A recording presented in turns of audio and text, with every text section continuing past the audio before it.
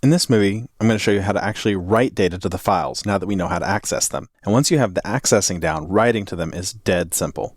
Now this is the file access.php file I was working with. I'm just going to save it as a new file just so we can keep track of the different stages that we're working on. So I'm just going to do save as, and instead of file access, I'm going to call it file write. There we go. Now I have the other one saved to refer back to, and we can go ahead and make changes here. So I'm still going to work with the W mode. I'm just going to make a note here that this is going to overwrite anything that was there before, just so that I remember. And we already have the close. What we need to do now is actually write to the file. And it's super simple. It's just fwrite, and then the handle, and then whatever we want to write, ABC. And just to make a note here, that's going to return the number of bytes that were written or false.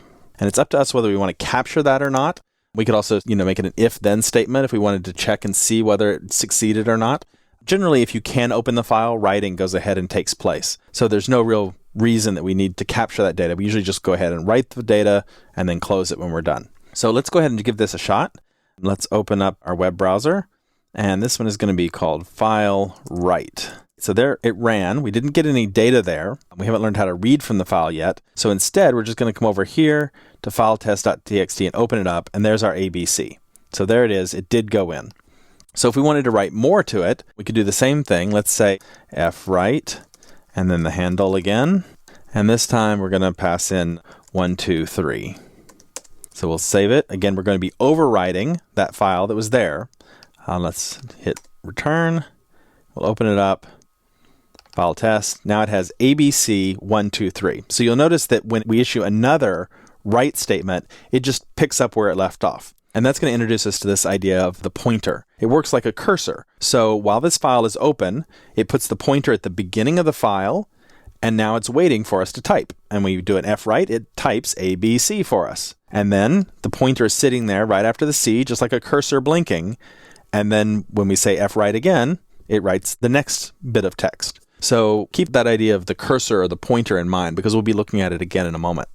Now, more often than not, I would say that you typically construct all of the content that you want to output. So let's say 1, 2, 3, and then we'll put in a new line, 4, 5, 6. There we go. And then we'll simply just say, all right, after we've got all our content put together, pushed into a variable with all the line breaks, then we just do write. And we probably wouldn't even have a first one here. We would just simply construct everything and then say write it to the file, close the file.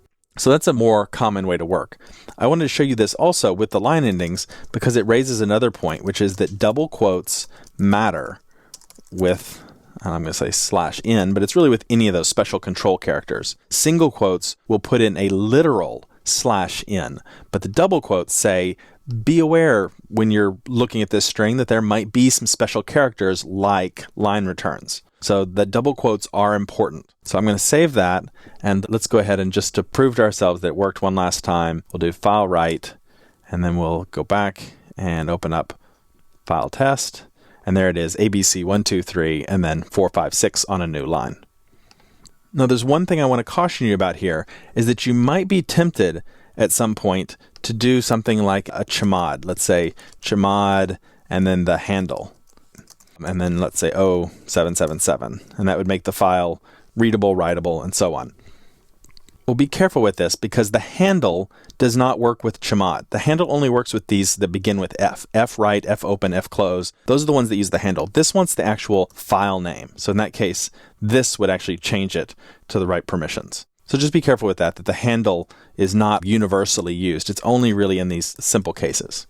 Now, if all of that seems a little bit laborious to go through the process of every time writing a line and the handle and everything, there's also a shortcut. So I'll just show you. It's called file put contents. So we have a file. I have the contents all here together in a single string. Then I can use file put contents, pass in the file name, pass in the contents, and it's a shortcut for opening the file, writing the contents, and closing it. Now that's going to overwrite by default, so be very careful because it's going to just blow away anything that was there before with this new stuff. And I went ahead and captured the size of what it wrote just so that I could echo it back just to show you how that works. So let's try it. It's going to do the first writing at the top, and then it'll do the file put contents. We can just see the difference. So there we are. A file of 11 bytes was created, And if we open up file test now, you'll see it only has this 111.222.333, which was what I wrote here in this content. All of this got wiped away. So this is the shortcut for doing all of those steps. If you're just simply going to write a whole file,